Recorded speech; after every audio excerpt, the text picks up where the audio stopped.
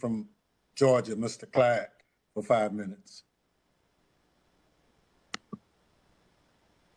Secretary, pleasure to see you here today. Do you agree that we have a crisis on the southern border? Yes or no? Congressman, we have a very serious challenge, and I don't think the difficulty of that challenge can be overstated. We also have a plan to address it. We are executing on our plan, and we will succeed. That's what we do. Okay. And it's for the very reason, it's for the very reason, if I may, I apologize. It's for the very reason of which I spoke a moment ago. Okay. Of extraordinary men and women.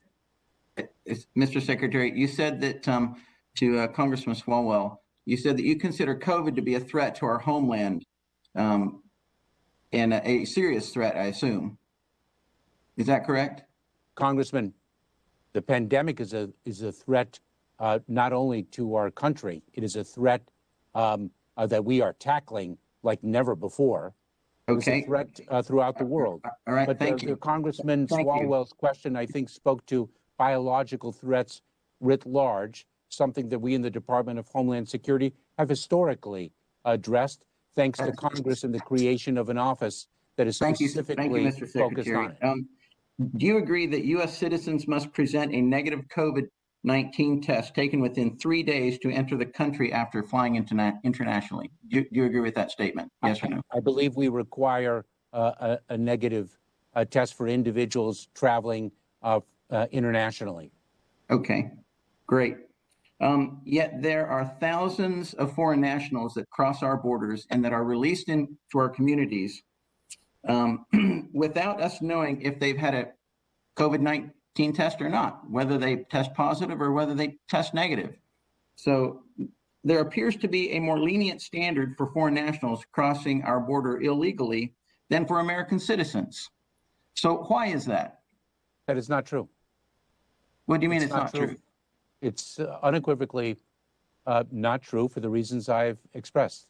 So are we testing every, are we testing every foreign national that crosses our border to see whether they have COVID or not?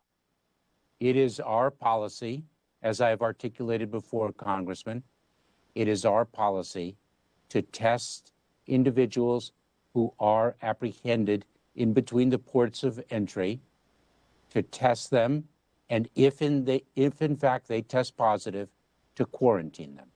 That is our policy, and we have built practices to execute on that policy. So can you assure the American people that no one who has been apprehended is released into our communities with that still test positive for COVID-19? Congressman, let me be clear. There were times earlier when individuals were apprehended, and we sought to expel them, and we were unable to expel them, and we were compelled to release them, and we did not have the opportunity to test them. We have addressed that situation. So right now, as we speak right now, you're telling me that no one is released into our country that is COVID-19 positive? Congressman, allow me to repeat myself, if I may. Well, that's just a yes or no question. Just yes or no. No, it's Congressman, if I may. The situation at the border is complex, and the complexity is evidenced by the questions I've been receiving throughout the morning. So please, if I may, it is our policy to test and to quarantine. Okay, but are you executing to that policy 100%?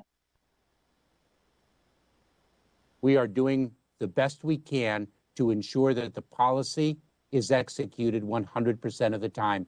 That I can say. Okay, the best we can. So it is still possible then for COVID-19 or for foreign nationals who test positive for COVID-19 to enter our country. That's what you're saying, I guess? Congressman, we do the best we can in everything that we do.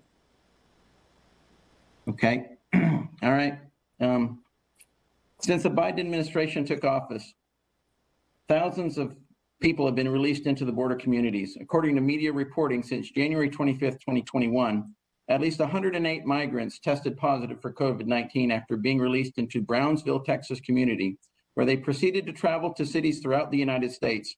The mayor of Yuma, Arizona, told reporters that migrants are not being tested for COVID-19 before being released into his community, despite assertions made by the administration, and I just heard what you said.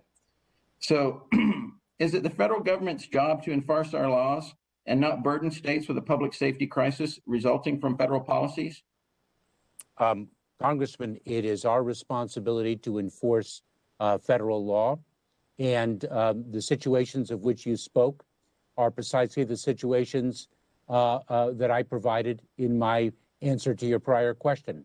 There were instances in which individuals were released. And you mentioned Brownsville, and that is an example of that. In Yuma, Arizona, we didn't have the relationship with community-based organizations. They did not have the same footprint. And it is precisely why we built the additional practices to which I referred earlier this morning, why we've built different practices to plug any hole to ensure that our policy, to the best of our abilities, our policy that everyone is tested and quarantined as needed, and that is what we have done. What we do is we address a challenge. And if we see an element of that challenge that we are not addressing, then we know what we must do and we do it. And that is precisely what we have done here and across the board in addressing the migration of individuals at our southwest border. Gentleman's time has expired. Chair recognizes gentlelady from Nevada for 5 minutes. Ms. Titus.